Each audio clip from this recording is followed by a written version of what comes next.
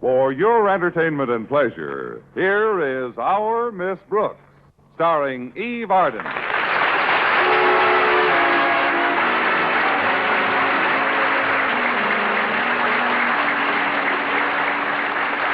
It's time once again for another comedy episode of Our Miss Brooks, under the direction of Al Lewis. But first... A recent news announcement gave added proof to the old saying, it's a small world. In fact, it's even smaller than we thought. The Army Map Service, using an improved way of measuring the equatorial radius of the Earth, found that it's exactly 420 feet shorter than previously figured. But the Earth is shrinking in another sense, too. The telegraph, radio, telephone, all the improved methods of communication have made it pretty small. We get all the news from around the world almost as it happens. And there's more understanding in a world where nations and people can compare notes, ask questions, exchange information. Our servicemen are an important part of this international gabfest. They're right on the spot in a lot of different countries where they have a chance to talk to the people, get their viewpoints, and give them ours. One of the most effective weapons they carry is truth. Before we can have agreement between nations, we have to have understanding between people. That's part of the assignment we give to our ambassadors in uniform. Remember, a country is known by its people. What people think of your country depends on you.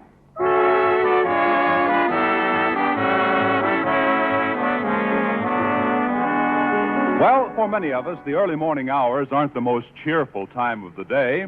So it is with our Miss Brooks, who teaches English at Madison High School. Fortunately, however, by the time we've had our second cup of coffee, most of us feel a good deal better. How true that is. I always feel quite a bit better after my second cup of coffee, which I have at 7:30 in the evening. But when some extremely fortunate occurrence is impending, I can even be cheerful at breakfast. That was the case last Friday when I joined my landlady in the dinette. Oh, what a beautiful morning. Oh, what a beautiful day. My, you're in a good humor this morning, Connie. It's grand to hear you singing like this. Thanks, Mrs. Davis. I've got a wonderful feeling. Everything's going my way. And it's such a nice song, too. The Beautiful Blue Danube.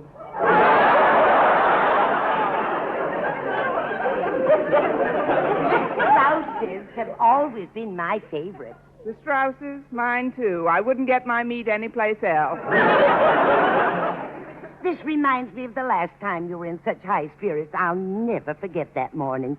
You flitted around like a gay little bird. When was that, Mrs. Davis? The day you found out that Mr. Conklin had to stay in bed with the flu. I've got even better news than that today. You mean Mr. Conklin's resigned? Please, Mrs. Davis, let's not wish for the moon. But I did hear that Miss Enright is leaving school for the rest of the semester. She is? Yes, it seems her spinster sister is ill upstate, so Miss Enright's gotten a leave of absence and she's going up to nurse her. You mean Miss Enright's going to nurse her spinster sister for the rest of the semester? Yes. Oh, she'll nurse the spinster sister for the rest of the semester, and away we'll go. Ooh. Oh, forgive me, Mrs. Davis. I can't get that blue Danube out of my head. Well, I know Daisy Enright's always been a rival of yours, Connie, so I can't blame you for being happy about her going. This leaves you a clear field with Mr. Boynton, doesn't it? Exactly. Now there's nothing between Mr. Boynton and me except Mr. Boynton. But, Mrs. Davis, you don't seem so enthusiastic about the news. Frankly, I'm not. Miss Enright's been conducting the course in Red Cross First Aid I've been taking 3 nights a week. Well, cheer up, Mrs. Davis. Even if the course is discontinued, you can take it again next season. But I was hoping to get some practical experience, Connie. Oh, that's Walter Denton to drive me to school. Be right with you, Walter. If you want first aid experience, Mrs. Davis, why don't you come out to the car and watch us take off? take off? Yes, the way Walter starts that jalopy, it's 10-1 I'll bang my head on the windshield.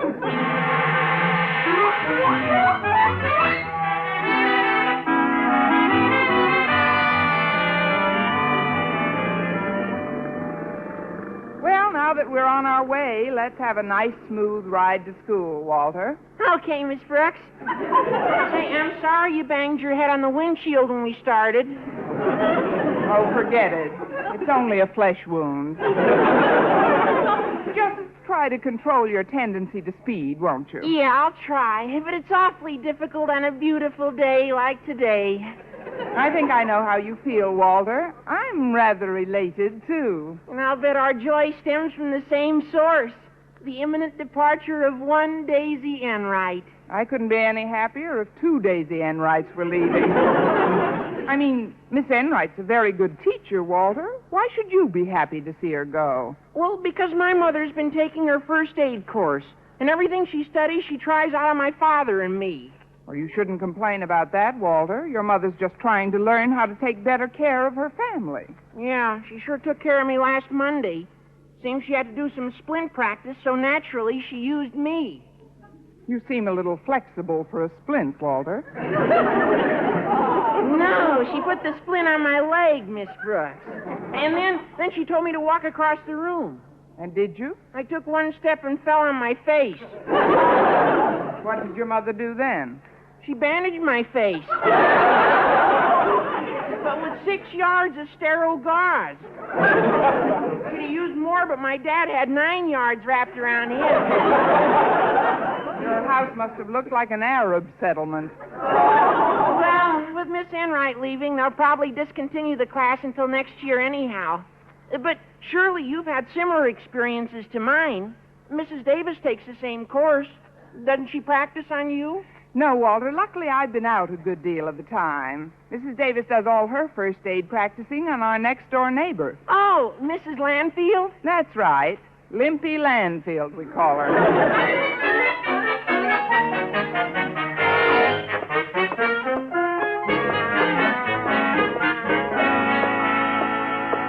Hi, Miss Brooks.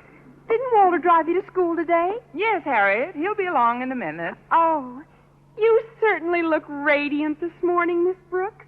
What's the reason for the big smile? I just told you Walter drove me to school, Harriet. I always smile when I get out of his car alive. Whatever the reason, I'm glad you're so cheerful, Miss Brooks. Thank you, Harriet. Oh, before I forget, Daddy wants to see you in his office immediately. Have you any idea what he wants to see me about? No, but he sounded even more urgent than usual. You better get right on in, Miss Brooks. Very well, Harriet. I'll see you in class. Good luck, Miss Brooks. Enter. You wanted to see me, Mr. Conklin? I could answer more truthfully if you rephrased the question. There's something about which you must see me? That's better. Yes. Sit down, please. Now, I don't know whether or not you're aware of it, but our school is about to suffer a grievous loss. Miss Enright is leaving. I know. It's terrible.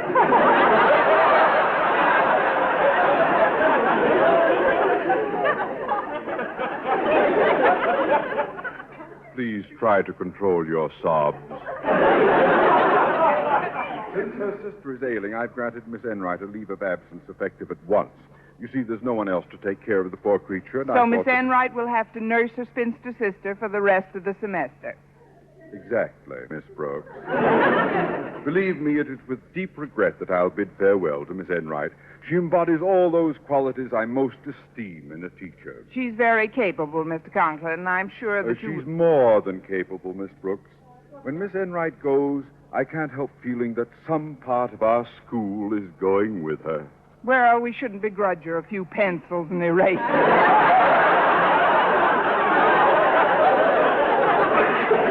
I mean, she'll be back in the fall, Mr. Conklin. I sincerely hope so. Now then, since it is too late in the season to hire outside help, this vacancy must be filled by other members of our faculty assuming additional duties. I think I just heard the school bell, Mr. Conklin, so if you'll excuse me. There was no bell, Miss Brooks. Sit down. Although her classes will be taken over by Mr. Chalmers, Miss Enright leaves another most important post to be filled, namely the Red Cross first aid course she conducted 3 nights a week. There goes that bell again. Be seated, Miss Brooks. In mentioning this post to you, I must remind you that in spite of the high honor that goes with the office, there is absolutely no financial recompense whatsoever. That bell is getting louder every minute. Look, Mr. Conklin, it's been years since I got my certificate in first aid. Since the Red Cross, like Madison High itself, is run on a purely democratic basis, one may only serve it by exercising one's own free choice to serve. It's purely voluntary. But how do you know I'll volunteer, Mr. Conklin? Miss Brooks, do you have a large bank account? Why, no, sir.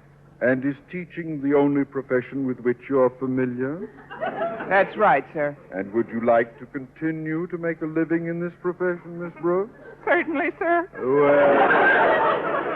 Well, then. I hereby exercise my own free, democratic, voluntary choice of saying yes.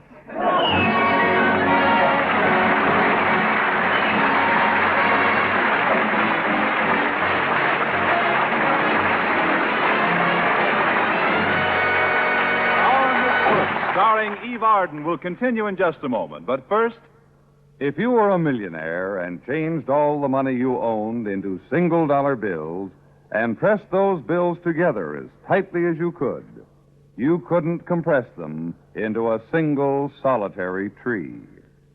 A tree takes years to grow and mature, and no amount of money can buy that.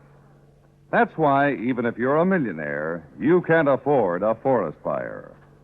On the other hand, even if you don't have $1 million in the bank, you can still afford the moment or two it takes to make sure a cigarette or matchstick is fully extinguished before you toss it away. And no one is so poor he can't afford that little bit of effort that dousing a campfire requires. Be careful whenever you're in or around a forest area. Help prevent forest fires.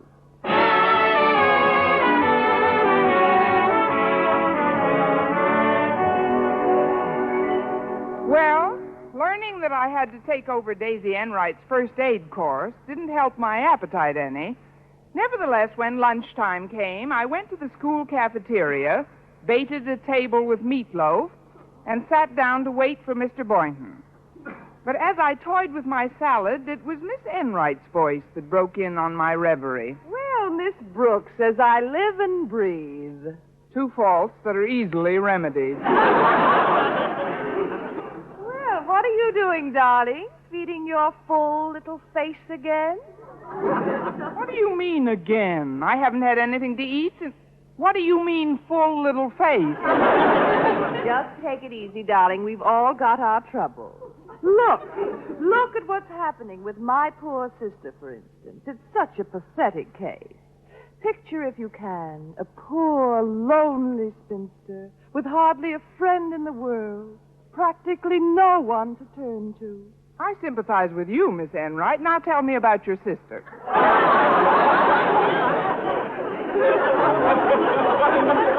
What a quaint sense of humor. No, but there's something I want to discuss with you. Do you mind if I sit down here for a moment? Not at all. I can't digest this food anyway. Miss Brooks, I understand that you've been requested to complete my first aid course.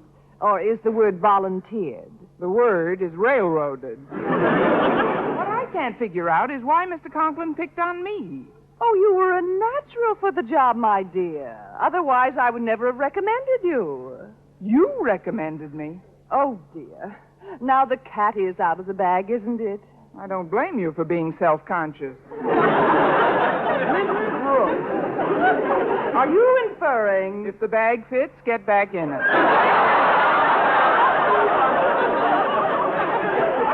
Miss Enright, you're really going out in a blaze of infamy, aren't you?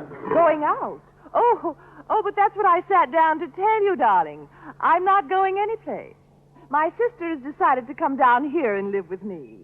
Isn't that a relief? It's such a relief, I may kill myself. Well, Well, at least I won't have to conduct those classes of yours. Oh, but you will, darling. That's one of the provisions I made when I agreed to stay. I told Mr. Conklin that I'd have to spend all my free time with my sister, and he said that he didn't mind a bit, as long as you took over for me. As one English teacher to another, Miss Enright, I'd just like to say that I am the one who has been took over. I just don't think it's fair for you to Good afternoon, ladies. I hope I'm not interrupting anything. Oh, no, not a thing, Mr. Boynton. Miss Brooks was speaking.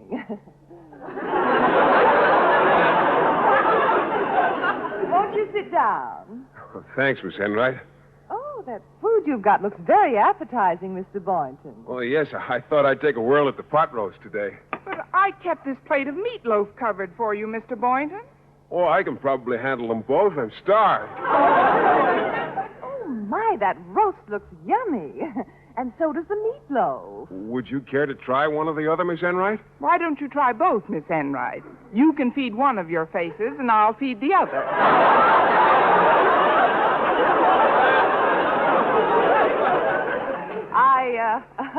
I think Miss Brooks is a trifle miffed because she's going to have to take over some of my duties. Oh, yes, I heard you were leaving, Miss Enright. When are you going? Surprise, surprise. I'm not going at all, Mr. Boynton. You're not? No. Well, that is a pleasant bit of news. Did you hear that, Miss Brooks? Miss Enright's staying on. She's not leaving at all. Isn't that just splendid?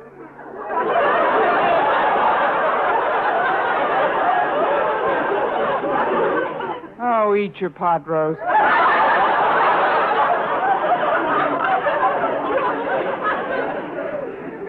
My dear sister is coming to live with me, Mr. Boynton. I'm going to take care of her. Oh, I see. Well, that'll keep you pretty close to home most evenings, won't it? Oh, I don't know.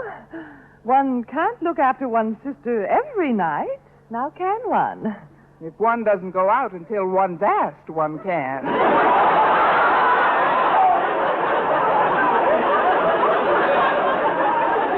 Now, you really must excuse me. I've got several things to do. Oh, do you have to go so soon, Miss Brooks? I'm afraid I do, Mr. Boynton. Here's your check for the meatloaf. Oh, thank you, Miss Brooks. But where is your, I paid my check, Mr. Boynton. Oh, well, so long. Toodles. Oh, before you go, darling, I'd like to remind you that I'm coming over to your house tonight to brush you up on the first aid course.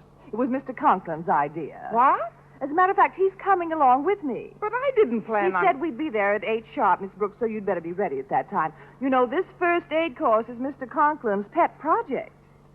Sort of like Mr. Boynton is to certain other members of the faculty. If you know what I mean, dear Mr. Boynton. Huh? I guess it's safe to leave him here for a few minutes. Well, if the Emperor has spoken, I guess I'll see you tonight, Miss Enright. Goodbye, Mr. Boynton. Goodbye, Miss Brooks. Oh, don't stop at the dessert counter, dear. From the back, those calories show like mad. If I could plead manslaughter, I'd kill her. All the unjust, tyrannical... I'll take it easy, Miss Brooks. You know what talking to yourself is the first sign of, don't you? Yes, Walter, but I don't care. Oh, things can't be that terrible. Tell Uncle Walt what's the matter. It's pretty bad, Unc. Miss Enright just told me that she and Mr. Conklin are coming over to my place tonight to brush me up on her first aid course. What's so bad about that? This is a chance to kill two of your favorite birds with one stone. If you're going to show them what you remember from your first aid experience, you get a chance to not only clobber Miss Enright, but to show Mr. Conklin that you're totally unfit to take over the job. Well, Miss Brooks, what do you think of the scheme? Walter, if we were in France, I'd kiss you on both cheeks and give you the Legion of Honor.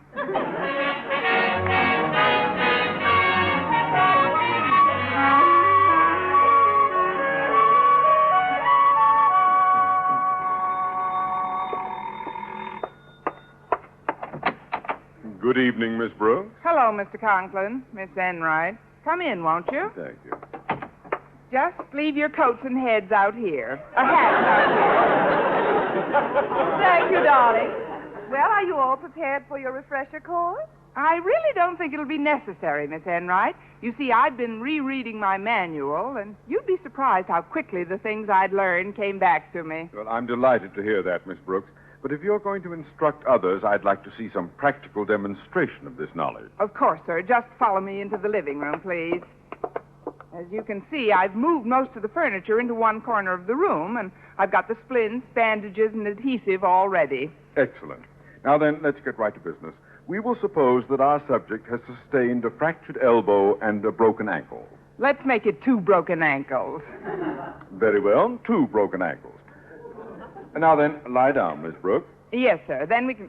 Wait a minute. Why should I lie down? If someone had sustained 2 broken ankles and a fractured elbow, is it too unreasonable to assume she'd be lying down? No, sir, but the wrong bones are being broken. That is, I want to show you what I know about first aid. Miss Enright's the one who must lie down. Oh, you want me to pretend I've been through an accident? Believe me, it's typecasting. Just crumpled, dear. The rug is spotless so far. Well, now, let's get on with it. Do as she says, Miss Enright. Oh, very well. Now, we'll assume that Miss Enright has been in an automobile accident, and besides having both arms broken, she's in an acute state of shock. Shock? Well, how do I react? As if Mr. Boynton finally asked you for a date. Now, my first job is to kneel by her side and take care of the arm. This silk sleeve seems to be covering up the injury.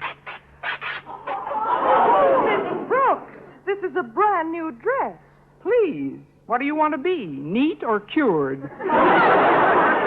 Now, it's obvious from the looks of this arm that it's badly injured. Where my fingers touch, it's all black and blue. See, Mr. Conklin? Where is it black and blue? Ouch! Right there. Now, hand me that catsup bottle, please, Mr. Conklin. Well, here you are, but what's it for? Realism. This was a pretty bad accident, remember? Miss Brooks, you're ruining my dress. Quiet, you're in a state of shock. Now we'll start bandaging the arm. First, I put the splint gently against the skin. Oh! Then I start the roller bandage here. Now I wrap the gauze with one arm this way. Yes, go on. Then I put the other arm through and tie the bandage this way. Now I reverse the process, again bringing the other arm through the bandage and wrapping it securely. And now what? Now, if someone will untie my arms, I'll continue.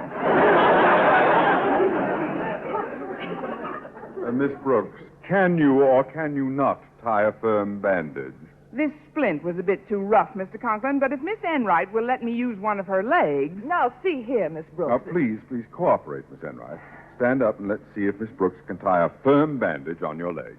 Well, if you insist, Mr. Conklin. There. Now then, Mr. Conklin, if you'll just stand nearby and hand me a few things... Very well, very well. First, please pass me the adhesive. Here you are. Now, we'll take down your stocking, Miss Enright. There. And wrap this adhesive nice and tight. There. Oh, Miss Brooks, but you don't put adhesive next to the skin. First, the bandage must come. You're so right, darling. Off you come, adhesive.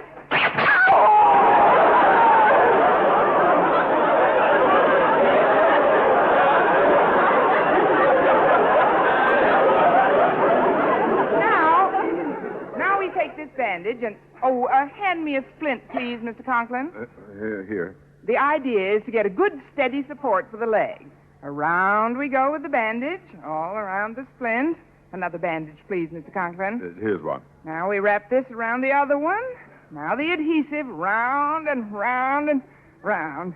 There. How does that feel? Solid? Very solid. Good grief, you've tied Miss Enright's leg to mine. Oh, for heaven's sake. I thought one of those legs had more wool on it than the other.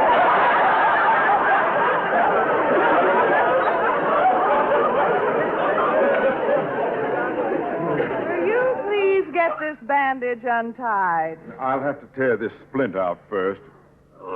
Ouch! There's a big splinter right in my thumb. Good. Now, for your next test, let's suppose that somebody's got a big splinter right in his thumb. Oh, I'll get it. Mr. Boynton, come on in. Well, I just dropped by to return a book I borrowed from Mrs. Davis, but... Oh, you've got company. Please join us, Mr. Boynton. All right. Oh, good evening, Mr. Conklin, Miss Enright. Say, what are you doing? Having a three-legged race?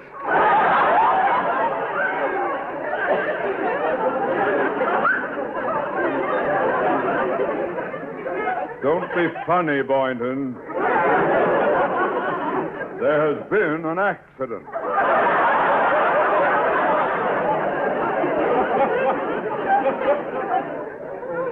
What's that on Miss Enright's dress? Oh, no.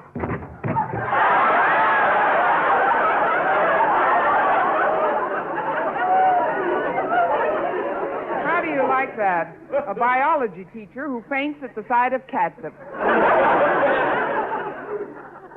I didn't faint, Miss Brooks. I just slipped on this scatter rug. Well, stop jabbering, everyone. I've got to get this splinter removed. Would you like me to probe, Mr. Conklin?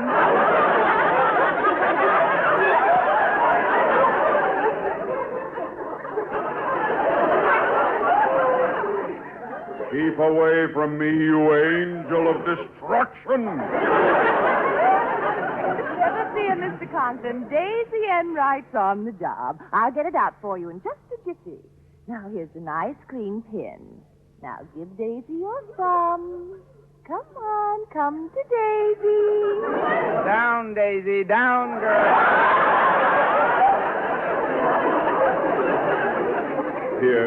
Here, Miss Enright. Now, please be careful. Oh, there's nothing to it, Mr. Conklin.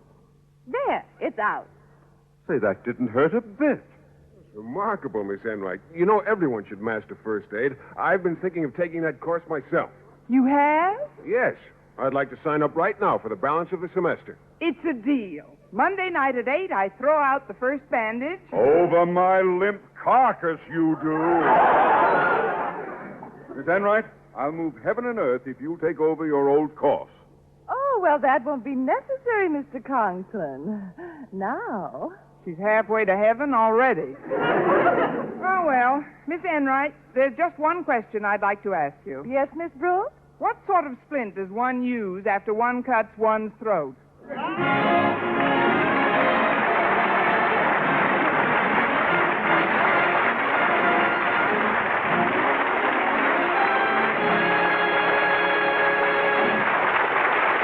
Arden as our Miss Brooks returns in just a moment.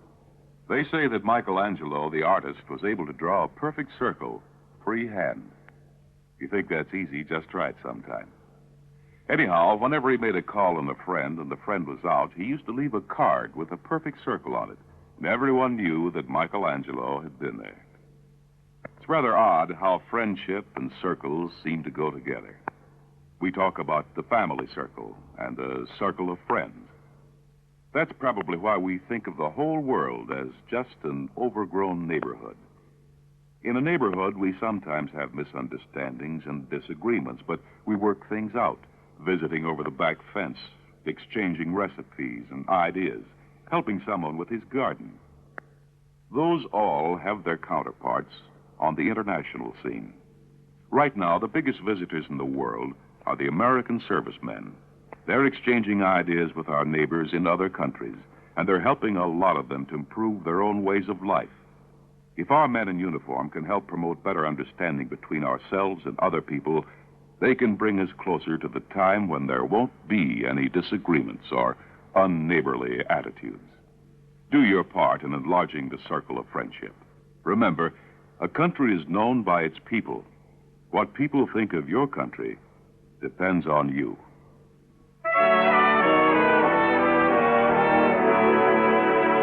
And now, once again, here is our Miss Brooks. Well, Mr. Conklin was so delighted at Miss Enright's decision to resume her first aid class that he insisted on treating her to an ice cream soda before taking her home. So they were out of the house before I could reach her jugular vein. That's when I got out my Red Cross manual.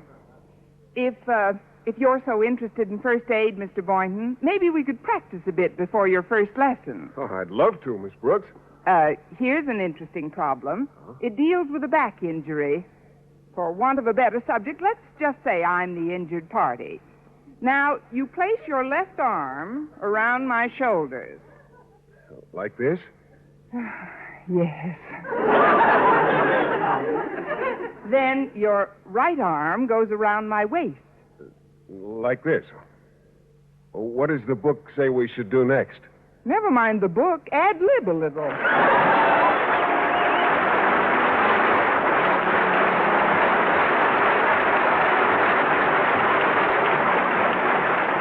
Our Miss Brooks, starring Eve Arden, is produced by Larry Burns, written by Al Lewis and Arthur Alsberg, with the music of Wilbur Hatch. Mr. Conklin was played by Gail Gordon. Others in tonight's cast were Jane Morgan, Dick Crenna, Gloria McMillan, and Mary Jane Croft. Be with us again next week at this same time. This